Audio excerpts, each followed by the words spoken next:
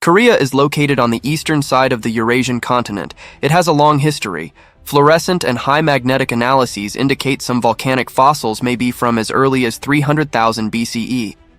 Let's jump to 1950s, and we saw a civil war called Korean conflict in the country, later expanded into an international conflict fought on Korean soil between communism and capitalism. The Korean conflict ended in 1953 with a geopolitical agreement called the Demilitarized Zone, or DMZ.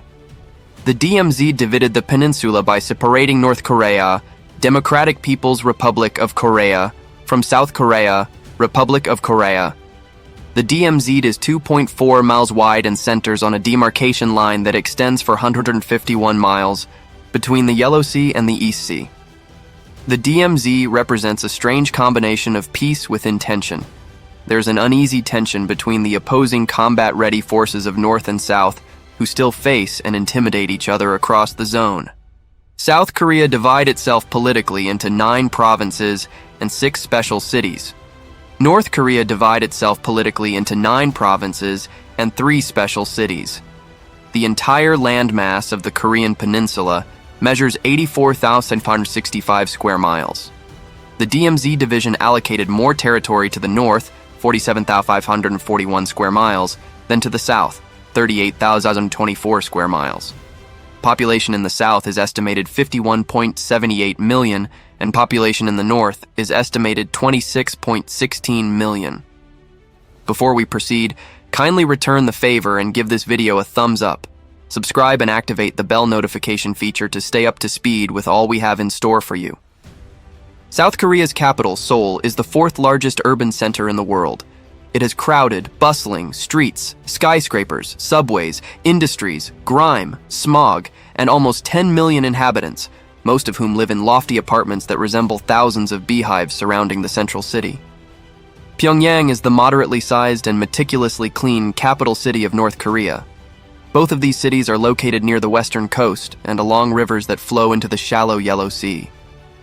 Most urbanized areas on the peninsula are located along or near the highly indented western and southern coasts, where there are numerous fishing villages and vast tidal flats.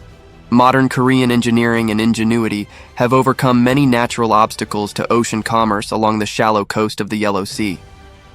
Artificial ports are crucial to the productive agricultural and industrial economies of large concentrations of inland populations, like those of Seoul, Taichung, and Gwangju. There are wide coastal plains in the southwest. In contrast to the serrated Yellow Sea coastline and southern archipelago, the peninsula's eastern seaboard is generally uniform, with extensive unprotected coastlines, except for the extreme northeast and southeast coasts and river valleys. The East Sea coastal plains are narrow and relatively unpopulated.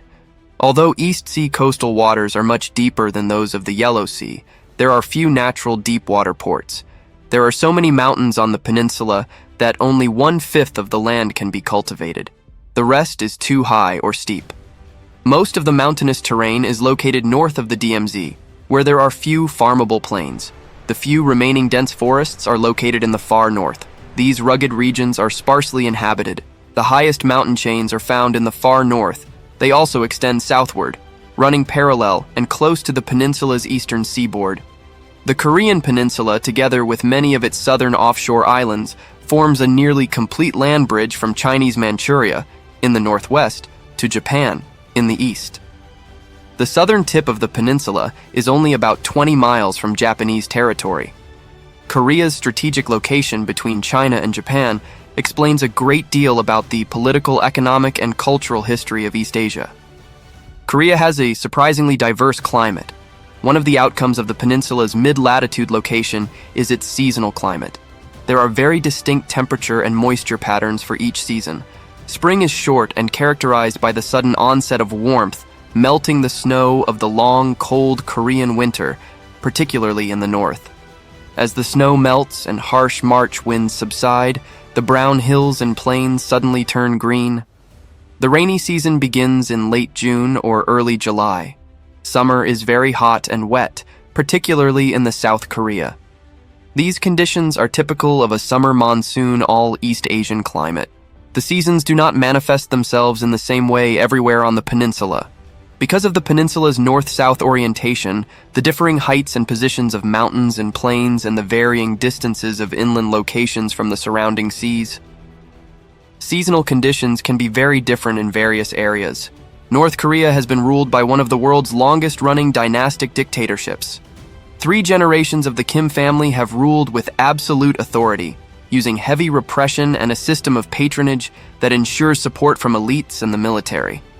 On the other hand, South Korea's post-war democratic development has passed through 5 distinct stages: democratic innovation and experimentation that might be best characterized as illiberal democracy, a decade of democratic authoritarianism, a period of authoritarian exceptionalism and accelerated economic growth, a gradual entrenchment of democratic norms and practices, and an increased participatory democracy in which the use of social media, the effects of modern technology, and regularized public demonstrations suggest a partial dilution of the power of traditional political elites.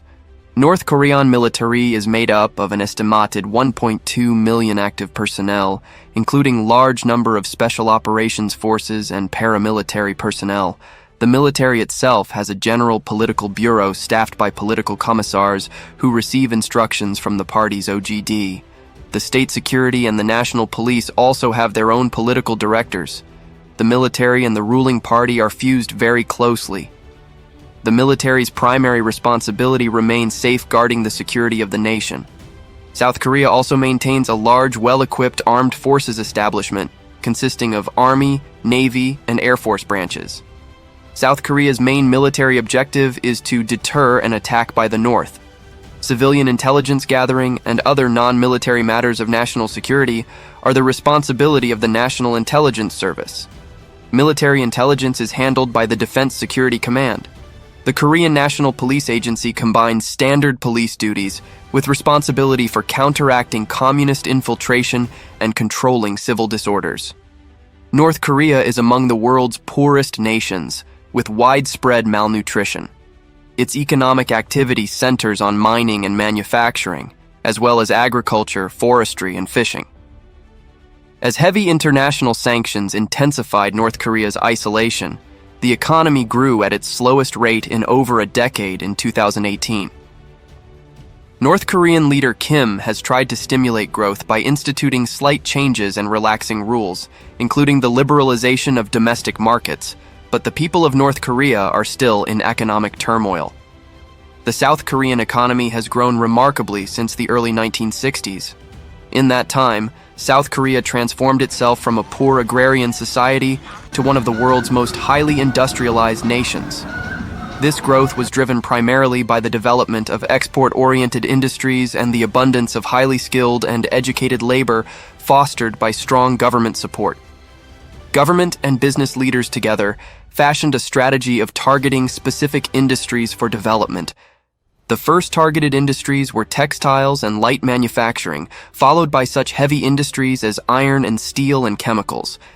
Later, the focus shifted to such high-technology industries as automobiles, electronics, and information technology. Korea's history has been quite dramatic. From its ancient beginnings, scattered groups of continental hunting and gathering peoples formed at land's end into a distinctive culture. Their clans, tribes, and kingdoms eventually grew and mixed into what is now globally recognized and respected as a rich, populous, and prosperous civilization. South Korea has been especially successful in developing its industrial economic potential to the point at which it is now a major player in the global economy. Events on the Korean Peninsula are among the most dramatic on the world stage. Amid cycles of rapprochement and disaffection between North and South, relations between Pyongyang and Washington careen back and forth from bellicosity to détente. At stake are not just North Korea's nuclear and ballistic missile programs, but also peace and security in Northeast Asia. Crisis Group works to decrease the risk of war on the peninsula while advocating for creative solutions for all parties to implement as they pursue their long-term goals. And now let us hear from you in the comments section below. Keep in mind that more videos will be up soon, so be sure to like, subscribe, and hit that notification bell in order to stay up to date with new video uploads. Also, sharing indicates you want to see our content reach a wider audience. Thanks for watching. See you in the next video.